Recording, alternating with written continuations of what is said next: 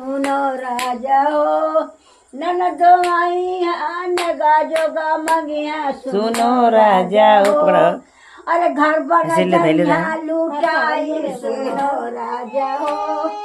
ननदो हमाना बोलाई सुनो राजा हो नचा नचा नचा नचा काहे न बोले अब आज नाच दे नाच गाओ गाओ गाओ अरे नहीं नाच आसू हम सुता नाचा नाचा